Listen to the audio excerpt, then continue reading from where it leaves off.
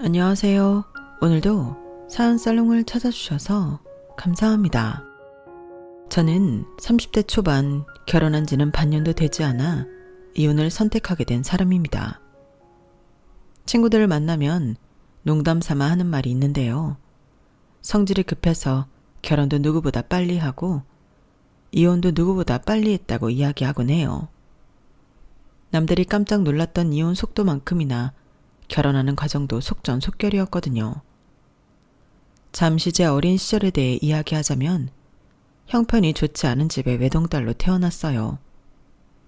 부모님께서는 사회인으로 제대로 자리를 잡으시기도 전에 소위 말하는 사고를 쳐서 저를 낳으셨어요. 경제적인 기반이 없는 상태에서 갑작스럽게 결혼 생활을 시작한 터라 어린 시절 제 기억 속 부모님은 늘 바쁘셨어요. 자연스럽게 저는 할아버지, 할머니 손에서 크게 됐고요. 성인이 되면 부모님과 시간을 보낼 수 있을 거라 생각했지만 대학교를 서울로 오게 되고 직장도 서울에서 자리를 잡게 되면서 부모님과 함께 할 수 있는 시간은 점점 더 없어졌어요. 그렇게 20살 때부터 10년 가까이 혼자 타지 생활을 하다 보니 문득 연애만으로는 그 외로움을 채우기 힘들다는 생각이 들었어요.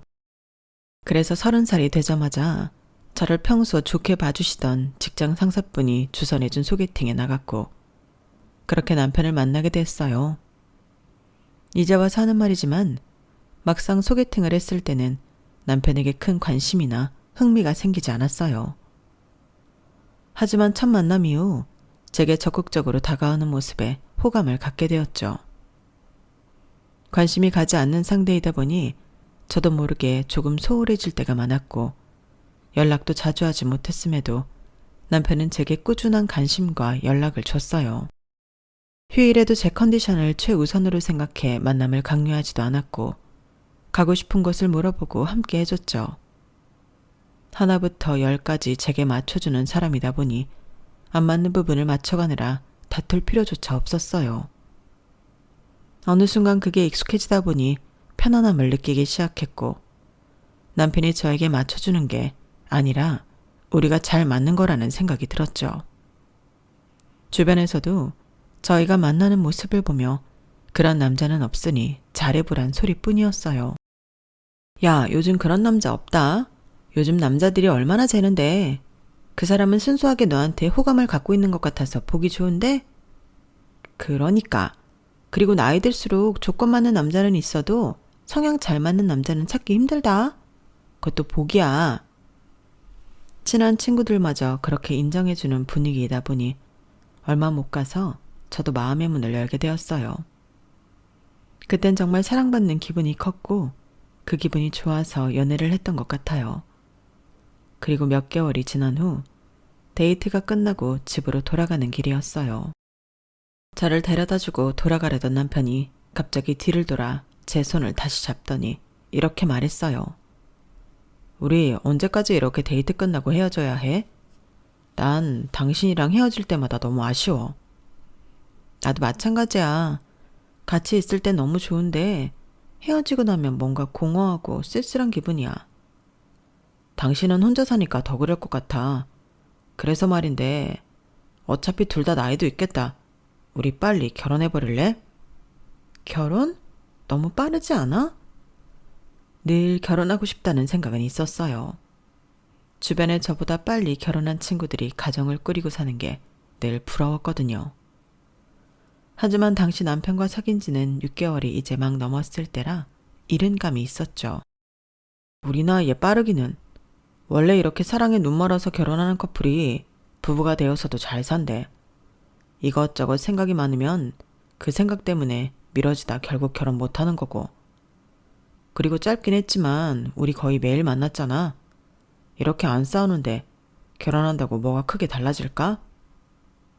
바보처럼 그 말에 흔들리고 말았어요. 외로움이 지쳐있던 저에게 새로운 가정을 꾸리자는 제안은 너무나 달콤하게 들렸죠. 결혼하면 많이들 달라진다던데. 그건 오래 사귀고 결혼한 사람들이 그런 거겠지. 우리가 빨리 결혼한다고 그렇게 걱정할 것도 없어. 지금부터 결혼 준비한다고 해도 1년은 걸릴 거고. 그동안 당신이 내가 마음에 안 들고 못 믿어오면 파혼하면 되잖아. 그때 남편의 말이 어쩜 그렇게 구구절절 다 맞게 들렸는지 모르겠어요. 그 말을 온전히 믿고 싶어서 그랬는지도 모르겠네요. 친한 지인들에게 갑작스럽지만 결혼하게 되었다는 소식을 전했어요. 혼자로 지낸 기간이 꽤 되었던지라 반응이 좋을 줄 알았는데 오히려 당황스럽다는 반응이더라고요. 야, 네 애인 같은 사람 없는 거 맞긴 한데 그래도 결혼은 아직 너무 빠른 거 아니야? 아무래도 그런 감이 좀 있지? 근데 어차피 잘 맞아서 결혼할 거면 조금이라도 일찍 하는 게 낫잖아. 미뤄봤자 나이만 먹지. 그리고 결혼 준비하는 과정도 1년 걸리니까 그 사이에 아니다 싶으면 물으면 되는 거고. 넌 무슨 물을 생각부터 하고 결혼을 하니? 그냥 좀 신중하게 생각하는 게 나을 것 같은데. 그래, 좀 성급한 것 같긴 하다. 남자친구가 벌써 결혼하자고 해? 응, 데이트할 때마다 헤어지기 싫다나? 사실 나도 요즘 남자친구가 많이 좋아져서 헤어지고 나면 좀 울적했거든. 그래, 너희 두 사람이 좋다면야. 처음에는 놀란 얼굴로 말리던 친구들도 제 이야기를 듣더니 말을 아꼈어요. 당시엔 제 말에 설득이 된 거라고 생각했는데 다시 돌이켜보니 친구들이 말을 아낀 것 같더라고요. 아무튼 그런 만류에도 불구하고 저는 결혼을 추진했어요. 솔직히 말하면 결혼을 한다고 생각하니 정말 설레고 행복하더라고요. 걱정이 되는 부분도 물론 많았지만 그것보다는 저에게도 가정이라는 새 울타리가 생긴다는 생각에 마냥 들떠 있었던 것 같아요. 그동안 열심히 일해서 모아놓은 돈도 꽤 있고 수입도 나쁘지 않은 터라 그럭저럭 괜찮은 수준에서 출발할 수 있겠다는 자신도 있었죠. 다행히 부모님께서는 인상 서글서글한 남편을 괜찮게 보셨고 다음은 제가 인사를 갈 차례가 되었어요.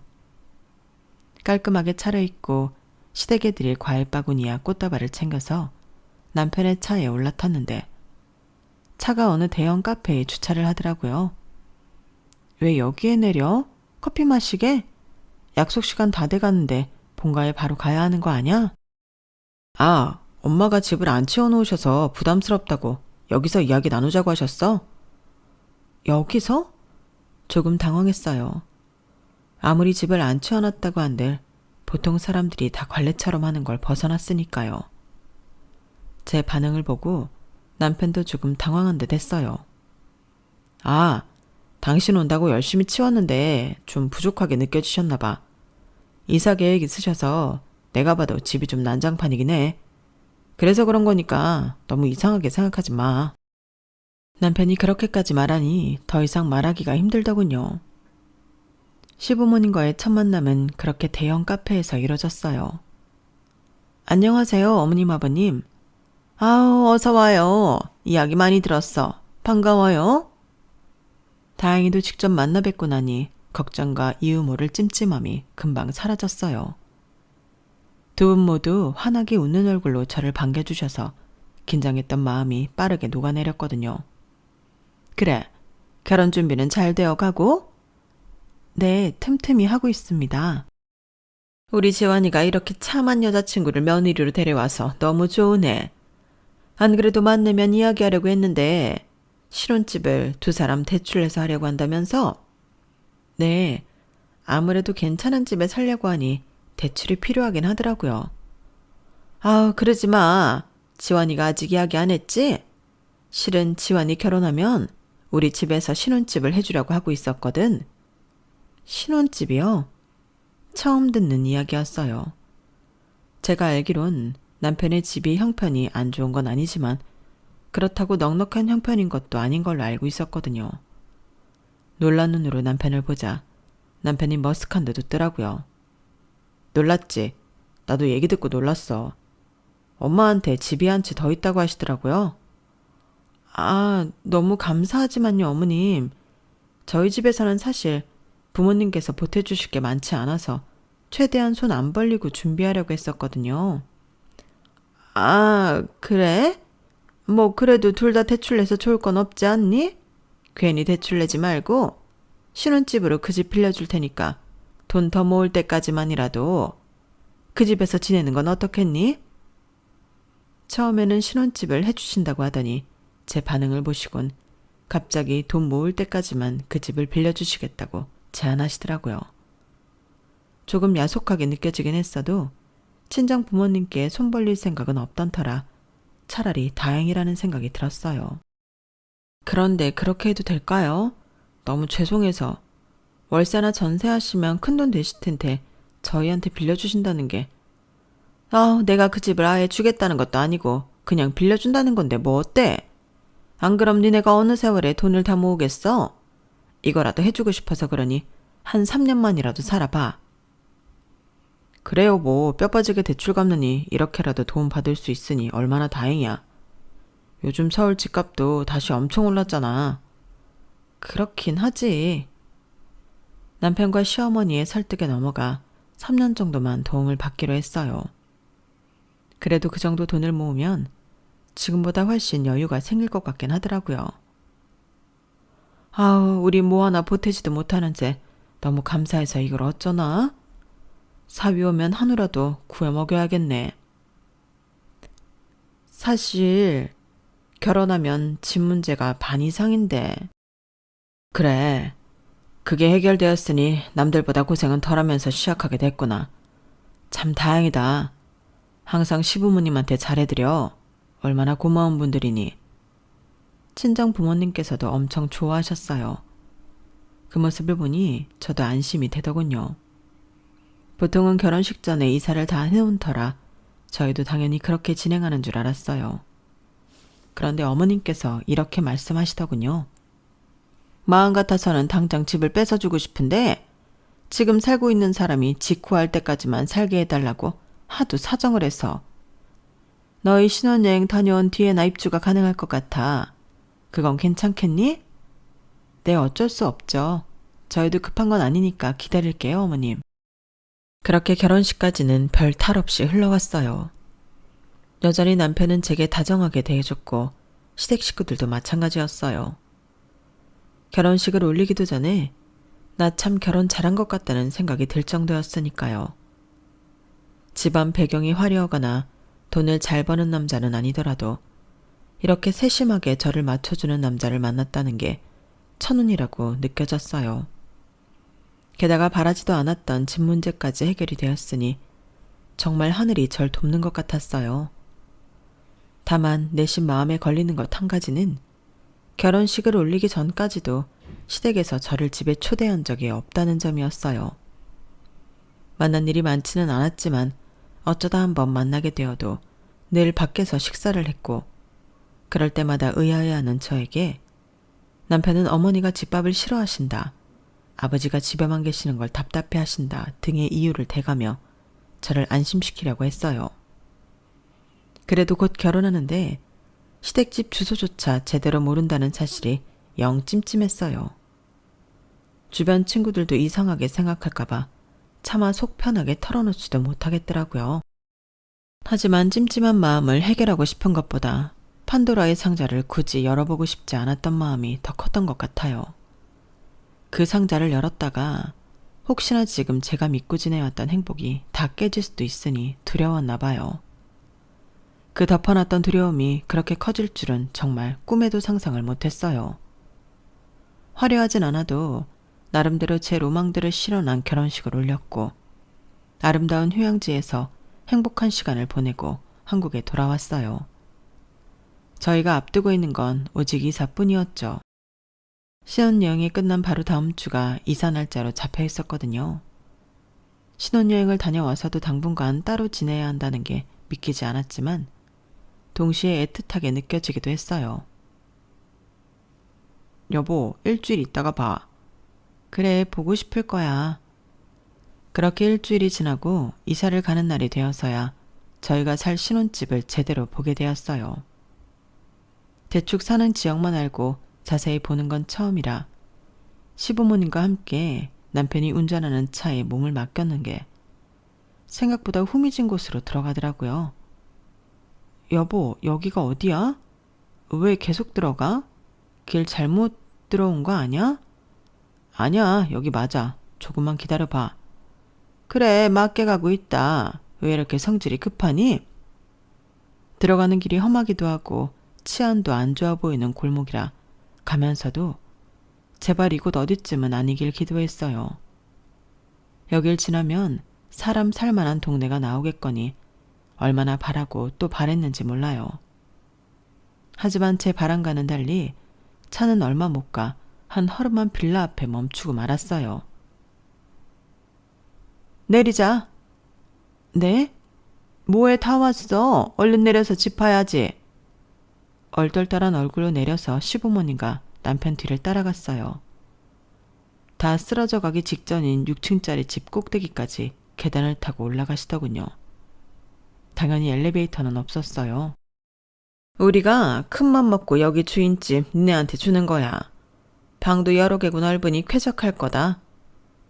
선심 쓰듯 말씀하시는 어머님의 모습을 보며 그래도 겉보기와는 달리 안쪽은 괜찮으니 저리 자랑스럽게 말씀하시는 거겠지?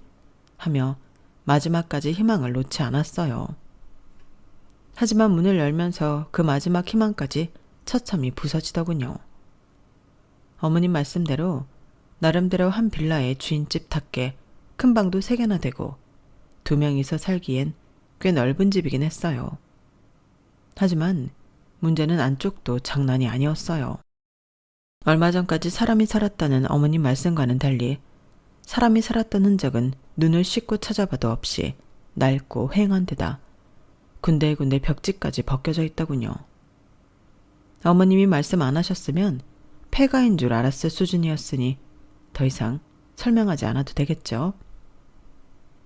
여기가 말씀하셨던 저희 신혼집일까요? 주인집이라 아래층이랑도 분리되어 있고 방도 참 넓고 좋지? 아, 네. 그런데 표정이 왜 그래?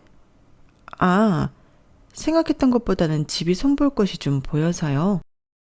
이걸 어찌 말해야 하나 싶어 최대한 돌려 말했는데 시어머니께서는 오히려 반갑다는 듯 웃으시더군요. 그래? 하긴 네가 인테리어 디자이너잖니. 사실 이 집이 오래되기는 해서 신혼 느낌이 나는 그런 집은 아니기는 해. 젊은 사람 둘이 신혼집 같은 분위기 내려면 아무래도 여러 군데 손을 보는 게 좋겠다. 리모델링이라고 하나? 이 집은 넓어서 리모델링만 하면 아주 쾌적하고 궁궐 같을 거야. 마침 네가 전문가라니까 다행이네. 네, 리모델링 맡기시려고요? 하면 좋지? 며느리가 전문가인데. 기다렸다는 듯 리모델링 이야기를 꺼내시는 시어머님을 보니 살짝 어이가 없었어요. 저희에게 주는 집도 아니면서 리모델링은 당연하다는 듯이 떠넘기는 모습이 원래부터 이런 의도로 집을 빌려주신다고 했나 의심이 들 정도였죠. 정신없이 이삿짐을 정리하고 나니 회의감이 들었어요. 우중충하고 습한 데다 냄새까지 좋지 않은 집에서 앞으로 살아가야 한다고 생각하니 정말 막막하더라고요. 여보, 근데 정말 이 집에서 살아야 하는 거야? 당신은 괜찮아? 당연히 괜찮지. 이 집은 무려 공짜로 사는 집인데. 그럼 당신은 대출에 허덕이면서 살고 싶어? 그것보단 나중을 위해서 돈 모으면서 여기에 짓는 게 낫지. 집이 좋진 않아도 넓잖아. 나도 어렸을 때 형편이 좋지 않아서 좋은 집에서 살아본 적은 없지만 이 집은 해도 해도 너무한 느낌이 드는데 게다가 이렇다는 말씀은 전혀 없으셨잖아. 그게 무슨 소리야. 엄마는 우리 생각해서 갖고 있는 집 중에 제일 좋은 집으로 주신 건데 이 집 이래 보여도 주인집이야. 제일 비싼 집이라고. 올라오면서 보니까 새도 안 나가는 것 같은데 비어있는 호수도 있고. 그래서 당신이 하고 싶은 말이 뭔데? 어머님 말씀대로 리모델링을 하든지 해야 그나마 살 수 있을 것 같아. 이렇게 우중충한 집에서 살았다간 우울증 걸리겠어. 그래, 그럼 하면 되지. 당신 전문이잖아. 당신이 알아서 잘해봐. 이제 우리만의 신혼집이니까.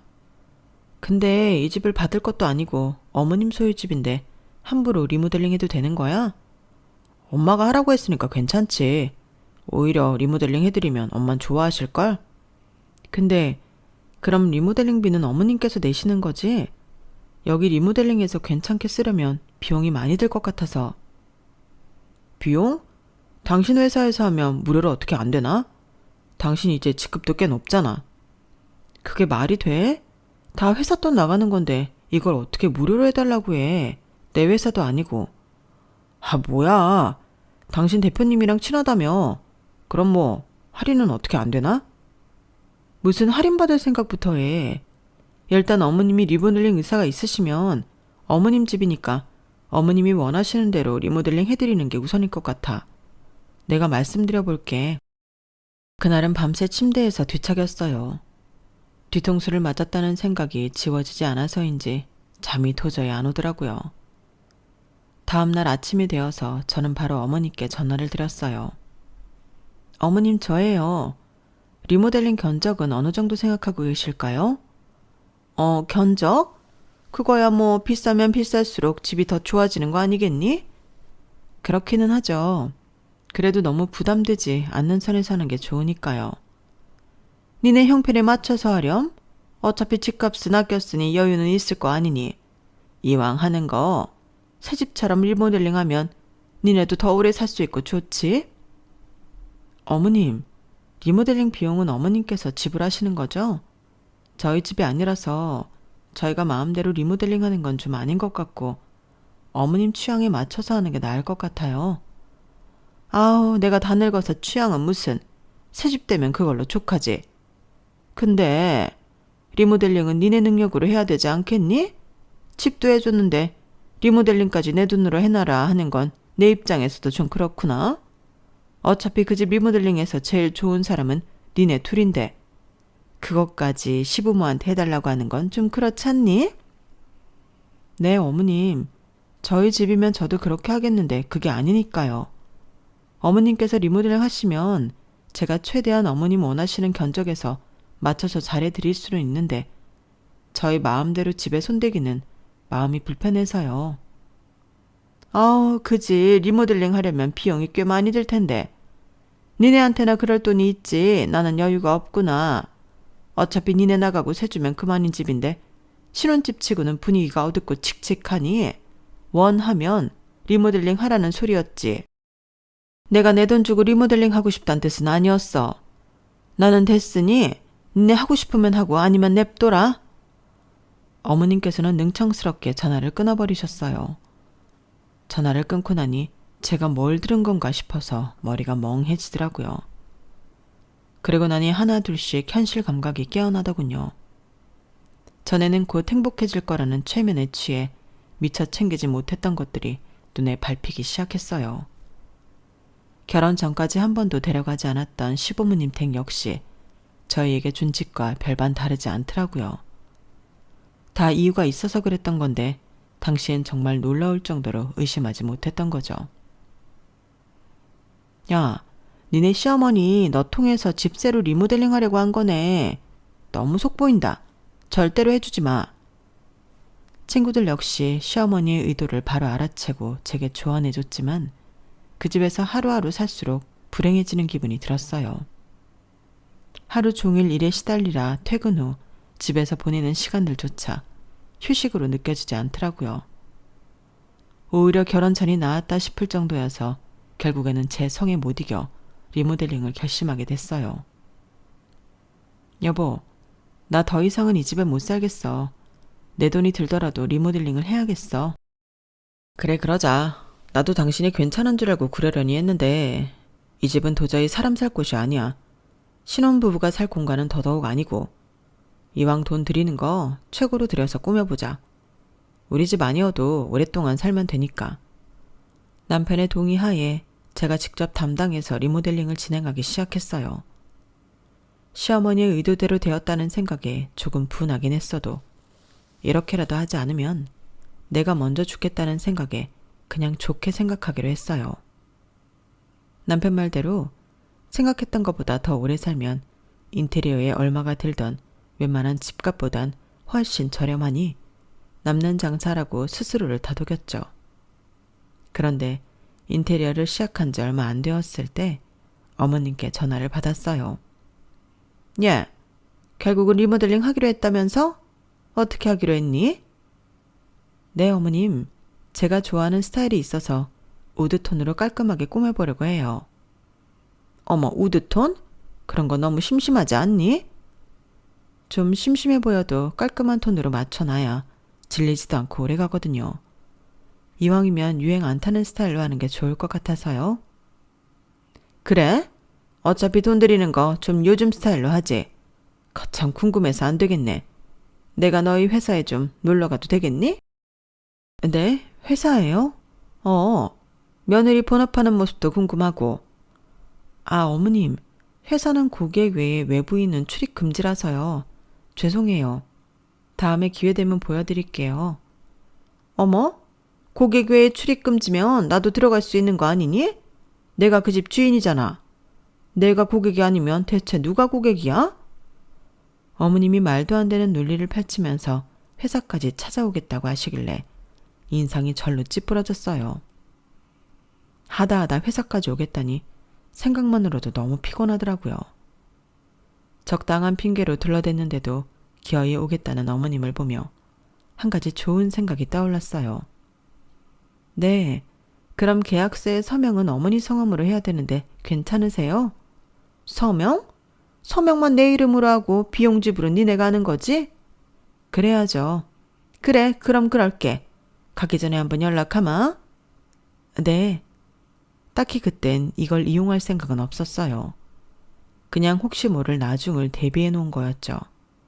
그런데 이걸 기가 막히게 쓸 날이 오게 되더라고요. 어머님은 제 돈 내고 제가 기획하는 인테리어에도 하나부터 10까지 토를 달면서 의견을 내시더라고요. 어머님, 저희 마음대로 하라고 하지 않으셨어요? 의견을 너무 많이 주시는데 그 의견들이 저희 방향이랑 맞지 않아서요. 아우, 그래도 그 집이 내 집인데 니네 취향으로만 맞출 수 있니? 나는 이런 건 영 취향이 안 맞아서 좀 빼주라. 어머님의 의견에 맞춰 하나둘 조율하다 보니 결국 나온 결과물은 제가 원하던 것과는 180도 다르게 나왔어요. 게다가 이것저것 고급 자재를 추가하고 요구가 많아지니 원래 잡았던 견적보다 비용은 훨씬 비싸게 나왔고요. 어머님이 회사에 오실 때마다 녹초가 된 저를 보며 대표님께서는 안쓰럽게 웃으시며 제 어깨를 쳐주셨어요. 우리 김 실장이 고생이 많네. 그나저나 견적은 이렇게 많이 나와도 괜찮은 거야? 회사 먹여 살리려고? 저도 그럴 생각은 없는데 어머님이 너무 우기셔서 거절하기도 영 힘들고 어쩌다 보니 이렇게 돼버렸네요. 시어머니 등살 이기는 며느리가 어딨겠어. 걱정 말라고. 김 실장은 우리 우수사원이니까 파격적으로 가격 빼줄 테니까.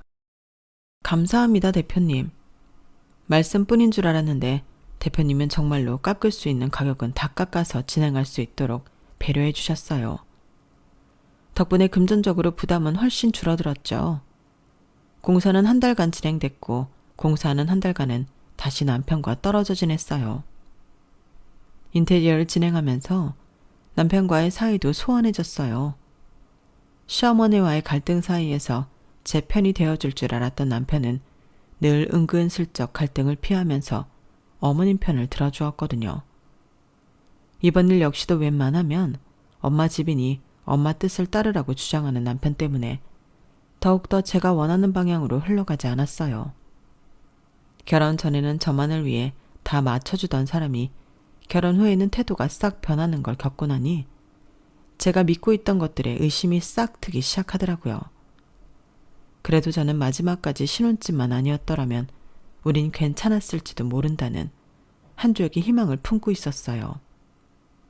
인테리어가 끝나고 집은 전과는 아주 다른 새 집이 되었어요. 남편과도 한 달을 떨어져 지냈던 탓인지 화사한 집에서 다시 생활을 함께 시작하니 이제야 비로소 신혼다운 느낌도 들고 좋더라고요. 하지만 그 짧은 평화마저도 어머님이 방문함과 동시에 깨지고 말았어요. 세상에 집이 좋아도 너무 좋다. 역시 우리 며느리 능력이 좋네. 어쩜 이렇게 내가 원하는 걸 찰떡같이 알아듣고 해줬을까? 마음에 들어도 너무 마음에 든다. 그치? 엄마 이런 집에 늘 살고 싶어 하셨잖아요. 이제 소원 푸셨어? 그럼. 역시 같은 집이어도 인테리어만 바꾸면 이렇게 새 집처럼 된다니까. 너네 적당히 살다가 나가면 이제 월세도 잘 나가겠다. 이 집 팔긴 아깝고 새는 안 나가고 얼마나 고추덩어리던지. 우리 아들 덕분에 팔자 폈네 폈어. 어머님, 그게 무슨 말씀이세요? 갖고 계신 집 중에 이 집이 제일 새 잘 나간다고 하지 않으셨어요? 더는 무슨 바보니? 너도 며칠 못 참고 바로 인테리어 한 집이 새가 나가겠어? 아니, 옛날엔 잘 나갔지. 근데 이제 빌라가 너무 노후돼서 그런지 잘 안 나가더라고. 요즘 젊은 사람들은 죽어도 고생하기 싫어하니까. 넓은 것만으로는 만족을 못 하더라고. 그 순간 정말 망치로 머리를 얻어맞은 것 같았어요. 새가 잘 나가는 집이라 세입자 내보내는 게 시간이 걸려서 신혼집에는 늦게 입주를 해야 한다는 말도 다 거짓말이었던 게 그날 탄로가 난 거예요. 그동안은 심증만 있고 아니겠지 했던 일이 사실로 판명이 나니 정말 미치겠더라고요. 더 기가 막힌 건 남편도 그 사실에 대해 전혀 놀라지 않고 이미 알고 있던 눈치였어요. 그날은 하도 충격을 받아서 그런지 반박할 말도 따질 힘도 없어서 오히려 입을 다물게 되더라고요. 전투 의지를 잃는다는 게 무슨 말인지 체감했던 날이었어요. 그렇게 힘들게 안 맞는 의견 조율해가며 만들어 놓은 새 신혼집조차 꼴보기가 싫더라고요. 인테리어 한 곳곳에 시어머니의 취향이 묻어있는 것만 봐도 소름이 끼칠 정도였어요. 하지만 시어머니의 소름 끼치는 행적은 거기서 끝나지 않았어요. 다음 명절은 지원이네서 모일 거야. 지원이네로 바로 오렴. 네? 어머님, 왜 명절인데 저희 집에서 모여요? 당연히 시댁에서 모여야죠. 예, 그렇게 넓고 좋은 집 놔뒀다가 뭐하게? 방도 많은데 멀리서 온 식구들 자고 가기도 딱 좋고. 그 집이 니네 집도 아니고 내 집이니 모이자고 하는 거 아니니? 이럴 땐 가족끼리 좀 같이 쓰고 해야지. 아무리 어머니 명인 집이어도 저희가 살고 있을 땐 저희 의사를 먼저 물어보셔야죠. 지금은 저희가 집 주인이잖아요. 네가 돈 한 푼 안 내고 그저 내 아들이랑 결혼했다는 이유만으로 그 집 주인이 된 건데 그게 주인이라고 할 수 있니? 그냥 좀 시어머니가 하자는 대로 하면 어디가 덧나? 그래 여보, 당신 집 문제에 있어서는 너무 예민해. 엄마 집은 좁잖아. 좀 더 쾌적한 집에 가족들 초대하면 다 같이 더 좋은 시간 보낼 수 있는 건데 왜 그래? 시어머니는 틈만 나면 저희 집을 어떻게든 가족회관처럼 쓰려고 하더라고요. 그걸 막으려고 하면 방해하면서 한술 더 뜨는 남편 때문에 부부싸움만 수십 번도 더한 것 같아요. 당연히 남편과 사이가 급격히 안 좋아진 건 말할 것도 없었죠. 그러던 어느 날 야근을 하고 돌아왔는데 정말 믿지 못할 광경을 마주하게 됐어요. 여보, 이게 뭐야? 내 책상이랑 왜 다 밖에 나와 있어? 방이 하나 남아서 제 작업실 겸 서재로 두었던 방의 가구들이 다 거실에 흩어져 있었어요. 너무 당황스러워서 남편부터 찾으면서 집으로 들어갔는데 방에서 너무나도 당연하다는 듯이 어머님이 나오시더라고요. 며느리 왔니? 어머님이 왜 거기서 나오세요? 여긴 제 방인데요. 아우, 얘 또 시작이네. 너 아직도 말 안 했니? 아니, 지원이가 말이다. 글쎄, 나랑 이 사람 보고 여기 들어와서 살라지 뭐니. 방이 하나 빈다면서. 뭐라고요? 어머님이 가리킨 곳엔 아버님까지 계셨어요. 방안을 자세히 살펴보니 제 짐이 싹 빠진 자리에 시댁에서 어머님 아버님이 쓰시던 침대와 옷장, 화장대로 가득 차 있더라고요. 순간 눈앞이 핑 돌면서 쓰러질 뻔했어요. 우리 아들이 어찌나 지 부모 생각을 하는지. 저희들만 좋은 곳에 사는 게 미안하다고 이렇게 또 불러줬지 뭐니. 이래서 자식을 잘 낳아야 된다니까. 아들 덕에 좋은 집에 다 살아보는구나. 그러게 말이야. 우리가 다른 건 몰라도 자식 농사 하나는 끝내주게 지었어. 사사기 된 저는 아랑곳하지 않고 하하호호거리며 자기들만의 세상에 빠진 시부모님을 보니 환멸이 났어요. 뒤늦게 욕실에서 나온 남편을 보니 멱살을 잡고 싶은 충동에 사로잡히더군요. 여보 왔어? 아, 얘기 들었지? 그렇게 됐어. 뭐라고?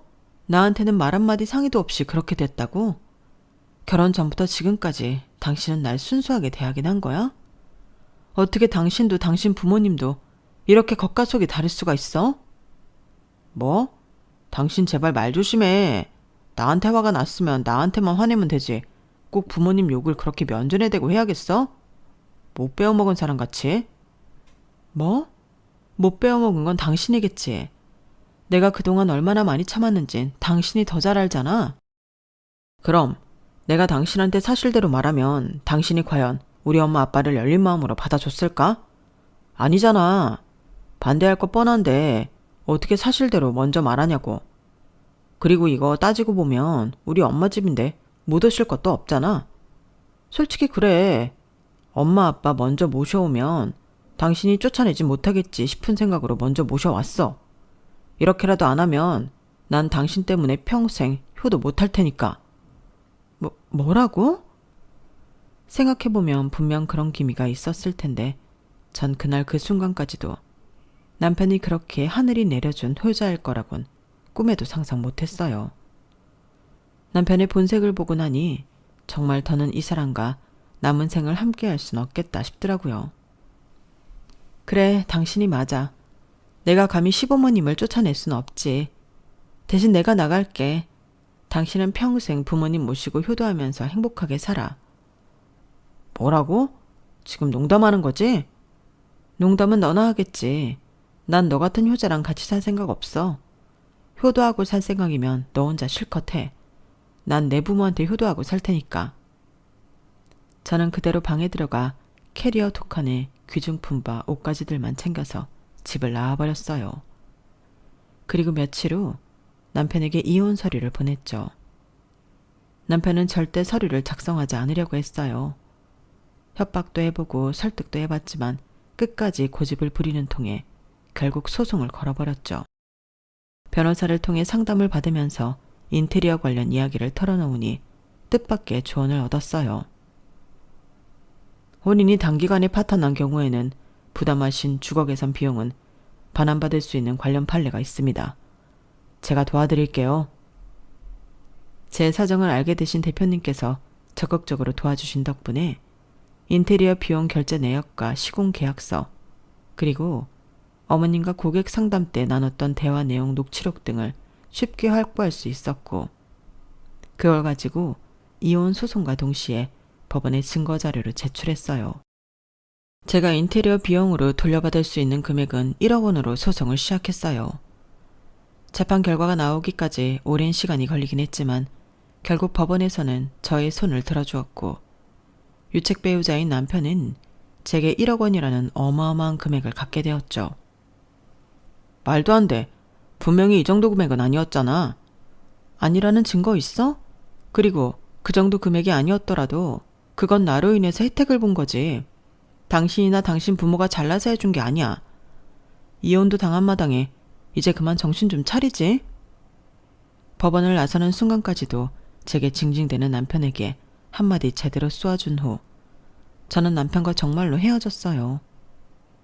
연애기간과 결혼기간을 합쳐서 함께 보낸 시간이 2년 남짓밖에 안 되는 짧은 인연이었지만 그 어떤 인연보다 정말 지독했죠. 남편은 당장 갚을 돈이 없어 고민 끝에 그 싸구려 집을 처분한 모양이었어요. 재개발도 안 되는 지역에 지어진 낡은 집이었지만 그나마 인테리어를 새 것처럼 해놓은 덕분인지 팔리긴 했더라고요. 그래봤자 겨우 인테리어 비용 빼면 별로 남지도 않는 가격이었겠지만요.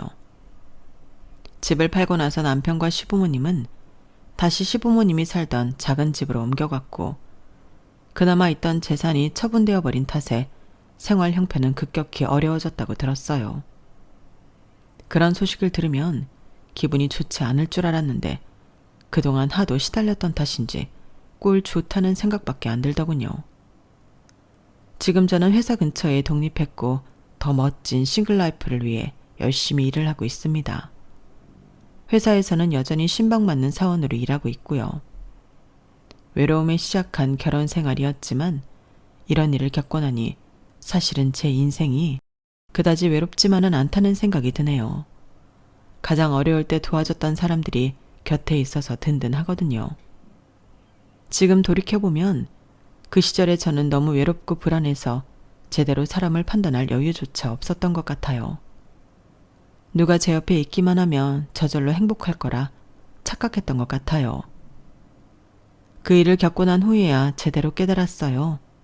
외로움은 타인이 채워줄 수 없고 급하게 기대서 시작한 관계는 서로에게 짐이 될 뿐이라는 걸요. 이제 저는 혼자여도 충분히 행복할 수 있다는 걸 배워가는 중입니다. 제 사연은 여기까지예요. 들어주셔서 감사합니다. 항상 행복한 하루하루 되세요. 여러분, 사연 댓글에 응원과 현명한 조언 부탁드려요. 좋아요와 구독은 저에게 큰 힘이 됩니다. 오늘도 좋은 일 가득하세요.